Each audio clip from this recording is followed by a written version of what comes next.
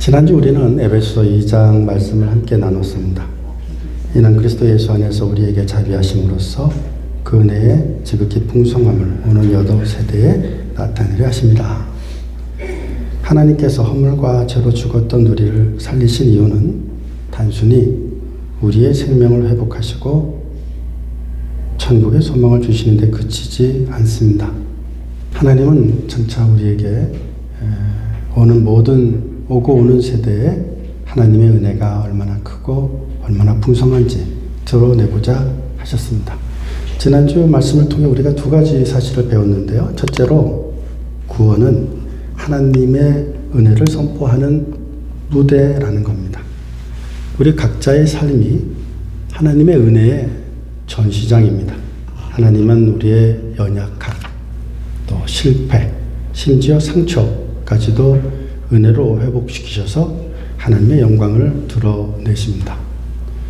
두 번째로 구원은 영원한 차원의 은혜라는 겁니다.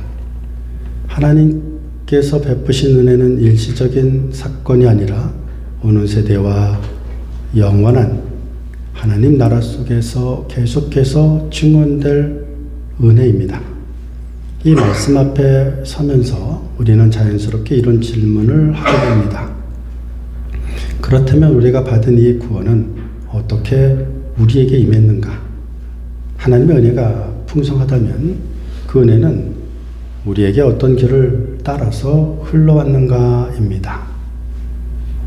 오늘 본문인 에베소서 2장 8절에서 10절은 바로 이 질문에 대한 가장 명확한 대답을 주고 있습니다. 짧은 세 절이지만 신앙의 가장 중요한 진리를 담고 있습니다. 바울은 구원의 본질과 목적을 은혜, 믿음, 그리고 선한 일이라는 세 가지 단어로 요약하고 있습니다. 종교개혁의 불길이 타올랐던 것도 이 말씀을 붙잡는 자리에서였습니다. 루터가 발견한 복음의 핵심은 솔라 그라티아, 오직 은혜, 솔라 피데, 오직 믿음이었습니다. 존 웨슬레도 마음을 뜨겁게 한 것이 바로 하나님의 말씀을 붙잡는 순간이었습니다. 어느 어두운 밤이었습니다. 달빛조차 흐리고 길이 보이지 않을 만큼 짙은 어둠이 깔린 산길을 한 남자가 걸어가고 있었습니다. 길을 걷다가 안개가 깊게 짙게 있어서 조심조심해서 걷다가 앞불싸 그만 발을 헛디뎌 절벽 아래로 떨어졌습니다. 본능적으로 손을 휘저어서 나뭇가지를 어떻게 붙잡게 되었습니다. 심장은 쿵쾅거리고 손에는 땀이 흘렸습니다. 너무 어두운 안개라서 발 아래는 아무것도 보이지 않았습니다. 끝없는 어둠과 죽음의 공포가 밀려왔습니다. 그는 떨리는 목소리로 이렇게 기도했습니다. 하나님, 제발 살려주십시오. 제발 저를 구해 주십시오. 그러자 놀랍게도 하늘에서 음성이 들렸습니다. 이렇게 말입니다. 그 가지를 놓아라. 그는 귀를 의심했습니다. 뭐라고요? 이 가지를 놓으라고요? 그럼 저 떨어져 죽습니다. 다시 하늘에서 음성이 들렸습니다. 그 가지를 놓아라. 내가 너를 받쳐주겠다. 한참을 침묵하던 그는 겁에 질린 목소리로 이렇게 소리 질렀습니다. 거기 혹시 다른 분은 안 계신가요? 밤이 지나고 아침이 되었습니다. 그러다가 그를 발견했을 때 그는 여전히 나뭇가지를 꼭 붙잡은 채 얼어붙은 몸으로 매달려 있었습니다. 놀랍게도 그 아래는 단 1미터도 되지 않는 땅이었습니다. 그저 그 가지를 놓기만 했더라면 그는 안전하게 땅에 설 수 있었을 것입니다. 사랑하는 바이셀리아 성결교회 가족 여러분, 이 이야기는 단순한 사고 이야기가 아닙니다. 믿음이란 보이지 않는 현실 속에서도 하나님의 말씀을 신뢰하는 것입니다. 우리의 눈에는 떨어지면 죽을 것 같지만 하나님은 그 밑에 은혜의 손을 준비해 놓고 계십니다. 그 가지를 놓아라.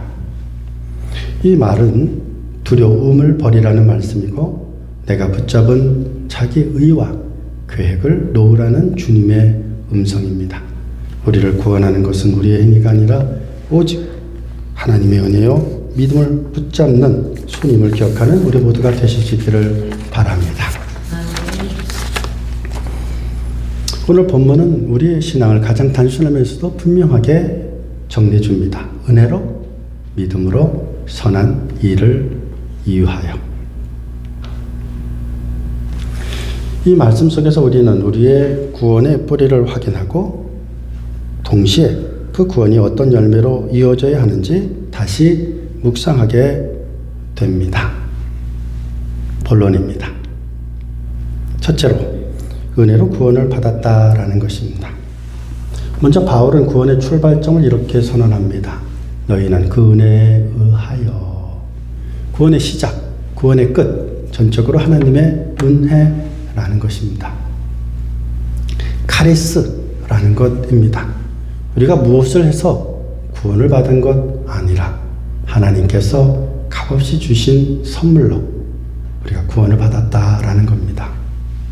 값없이 주어지는 호의, undeserved favor라는 뜻을 가지고 있습니다. 받을 자격이 전혀 없지만 우리에게 주신 선물이다라는 겁니다. 사람들은 흔히 구원을 조건부로 생각하곤 합니다. 내가 착하게 살면 구원받을 수 있지 않을까? 내가 더 기도하면 구원받을 수 있지 않을까? 내가 더 봉사하면 그 대가로 구원을 얻을 수 있지 않을까 생각합니다. 그러나 성경은 단호하게 말씀합니다. 구원은 우리의 노력이나 능력, 지혜의 결과가 아니라는 겁니다. 오직 하나님의 은혜로 가능하다라는 겁니다. 그러므로 오직 하나님의 은혜만 구하는 우리 모두가 될 수 있기를 바랍니다. 너희는 그 은혜에 의하여 구원을 받았다고 말합니다. 우리 모두는 허물과 죄로 죽었던 자였습니다. 하나님께 다가갈 수 없던 우리에게 하나님께서 먼저 내려오셨습니다. 이것이 은혜인 것입니다. 존 뉴턴이라는 사람이 있었습니다. 7살 때 어머님이 돌아가셔서 아버님이 재혼을 하셨어요. 그러면서 아이를 기숙학교로 보냈습니다.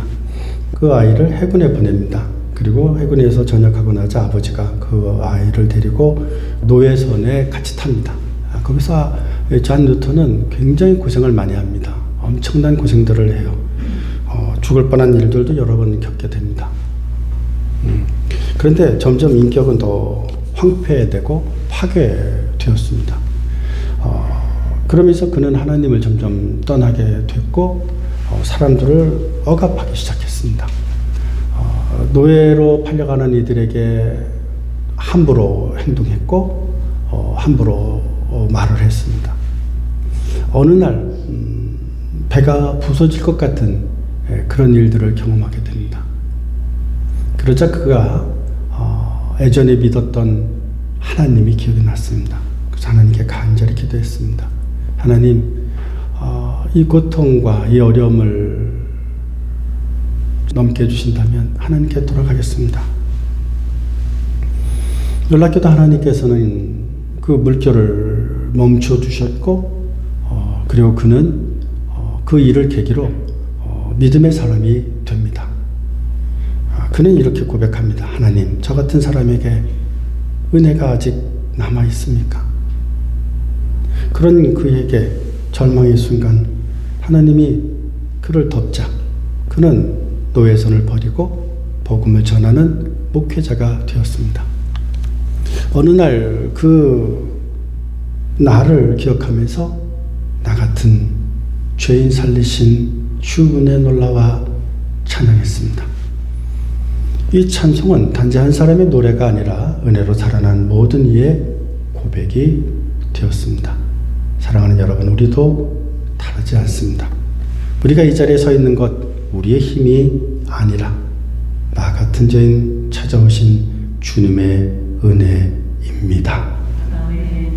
우리의 구원도 이와 다르지 않습니다.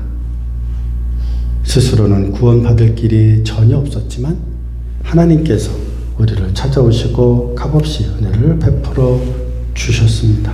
그래서 지금 우리가 이 자리에 있을 수 있는 것입니다. 우리의 신앙의 첫 고백은 내가 무엇을 했다가 아니라 하나님의 은혜가 나를 살셨다 고백하는 우리가 되어야 될 것입니다. 사도 바울은 고린도전서 15장에서 나의 나 된 것은 하나님의 은혜로 된 것이다 라고 고백합니다. 그는 누구보다 열심히 율법을 지키고 신앙에 힘썼던 사람이지만 모든 것을 내려놓고 오직 하나님의 은혜만을 자랑했습니다. 사랑하는 바이실리아 성결교회 가족 여러분, 우리가 가진 믿음, 우리가 누리는 구원, 우리가 서 있는 이 자리 모두 하나님의 은혜의 결과입니다. 은혜는 우리의 공로가 아니라 하나님의 선물입니다. 그러므로 우리는 은혜로 시작하고 은혜로 살아가며 은혜로 마치는 우리 모두가 되어야 될 줄로 믿습니다. 둘째로는 믿음으로 받는 구원입니다. 바울이 이렇게 말합니다. 믿음으로 말미암아 구원을 받았으니 이것이 너희에게서 난 것이 아니요 하나님의 선물이라. 행위에서 난 것이 아니니 이는 누구든지 자랑치 못하게 함이라. 구원은 은혜로 주어지되 믿음을 통해 우리에게 적용됩니다. 근데 성경이 말하는 믿음은 단순한 동의나 지식의 수준이 아니에요. 믿음은 먼저 아는 겁니다. 지식, 알고 그 다음에 동의하고 그리고 전적으로 하나님께 맡기는 의지, 전인적인 결단, 이것을 믿음이다 라고 말할 수 있습니다.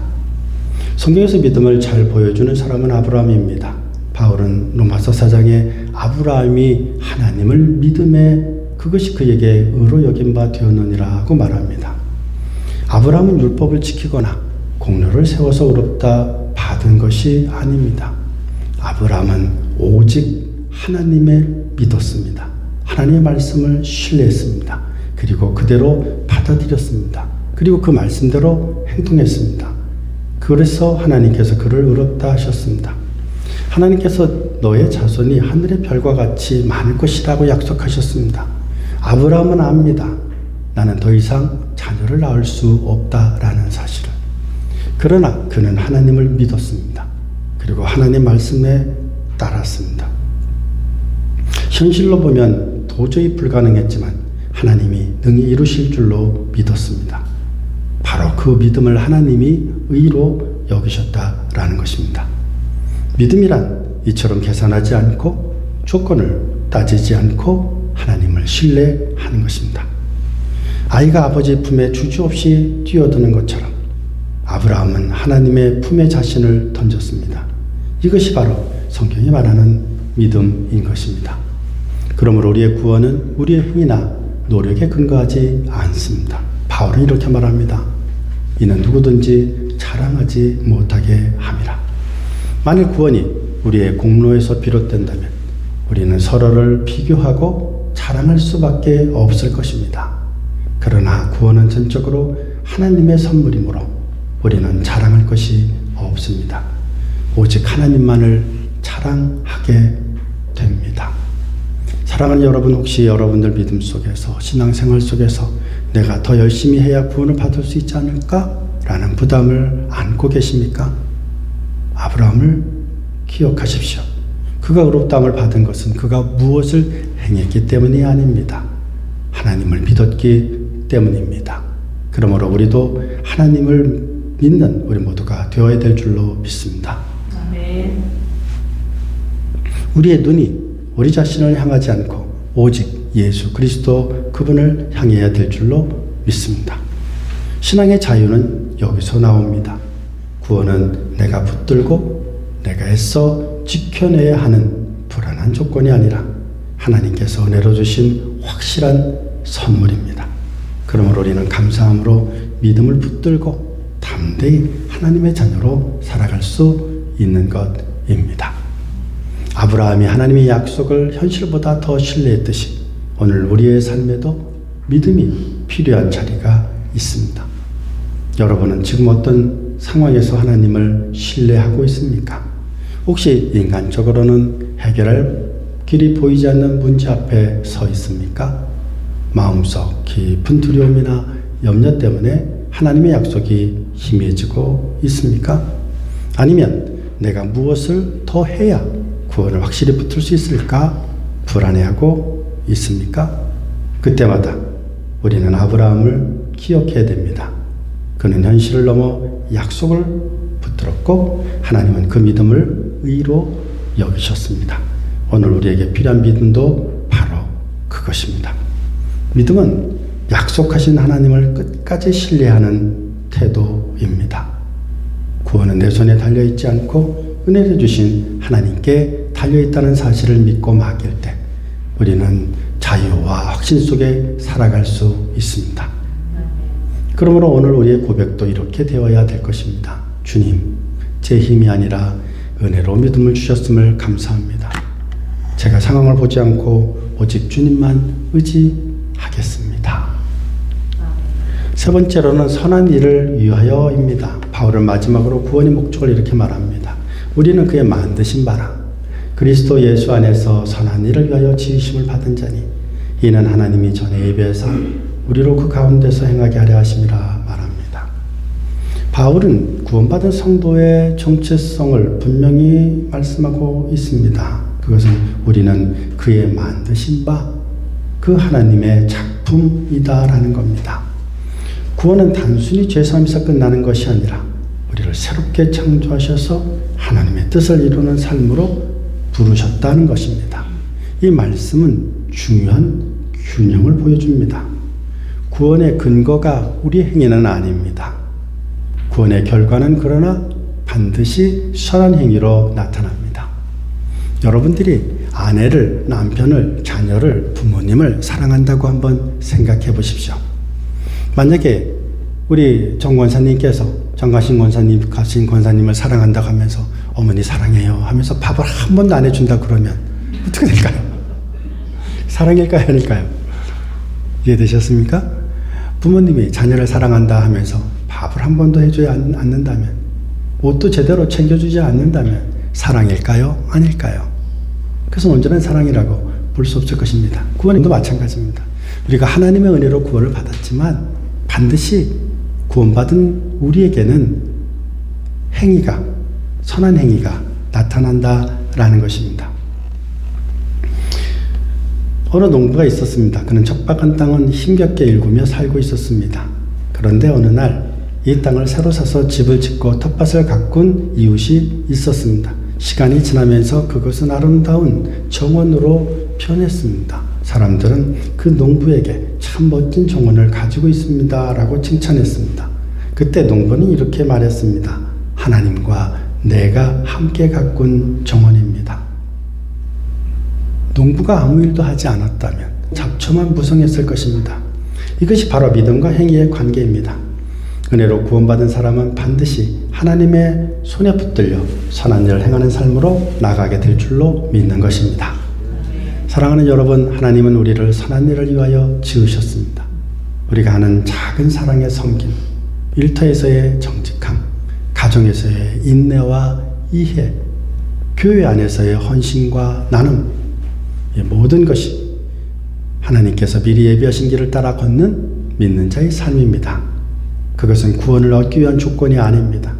이미 구원받은 자의 자연스러운 삶의 열매인 줄로 믿습니다. 아멘. 우리 장로님께서도 기도하셨습니다만 수련회 때 우리는 이러한 것들을 많이 경험했습니다. 서로가 서로를 이해하려고 했고 서로가 서로를 대접하려고 했습니다. 저는 여러분들의 그 사랑 덕분에 생전 먹어보지 못한 맛있는 음식도 먹어봤고 누리지 못했을 아름다운 호텔에도 가봤고 레스토랑에도 가봤습니다. 근데 이 모든 것이 그것을 기뻐함으로 섬기는 이들의 헌신과 노력이 있었기 때문이 아니고 무엇이겠습니까?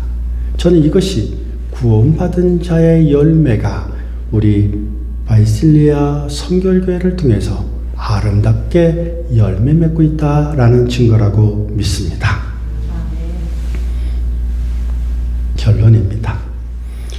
오늘 본문은 에베소 2장 8절에서 10절 이렇게 말씀하고 있습니다. 첫째가 은혜요, 둘째가 믿음이요, 셋째가 선한 일입니다.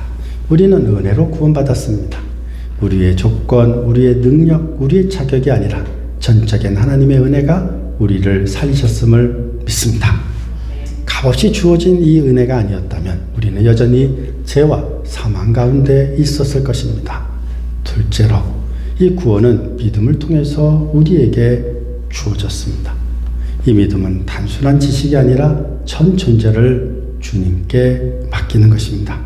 아브라함이 현실이 아니라 약속을 믿음으로 의롭다 하심을 얻은 것처럼 우리도 오직 예수 그리스도를 믿는 그 믿음을 통해 구원에 이르게 되는 것입니다. 심지어 그 믿음조차도 하나님의 선물임을 잊지 않는 우리 모두가 되어야 될 줄로 믿습니다. 셋째로, 구원의 결과는 반드시 선한 일로 나타난다라는 것입니다.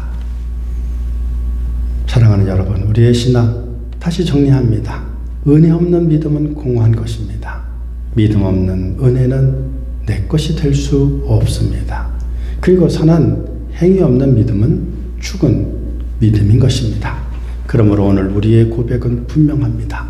나는 은혜로 구원받았고 믿음으로 그 은혜를 붙들고 있고 이제 선한 일을 위하여 살아가고 있다라는 것입니다. 바이실레아 성결교회 가족 여러분, 오늘 하루도 이 복음의 세 단어가 여러분의 삶을 지배하기를 축복합니다. 은혜를 기억하고 믿음으로 의지하고 하나님이 예비하신 선한 길을 걸어가는 우리 모두가 되어야 될 것입니다. 그럴 때 우리의 삶은 하나님의 은혜를 드러내는 증거가 되고 통로가 되고 우리를 통해 세상이 복음을 보게 될 것입니다. 아멘. 아멘. 기도합니다. 자비로우신 주님, 오늘 주신 말씀을 통하여 우리가 이미 받은 은혜, 지금 누리는 은혜, 그리고 장차 영원히 드러날 은혜를 붙잡게 하시니 감사드립니다. 현재 고난 속에서도 낙심하지 않게 하시고 하나님의 은혜의 전시장을 바라보며 소망으로 살게 하옵소서. 우리의 삶이 날마다 은혜를 드리는 찬양이 되게 하옵소서. 예수 그리스도 이름으로 기도했습니다. 아멘.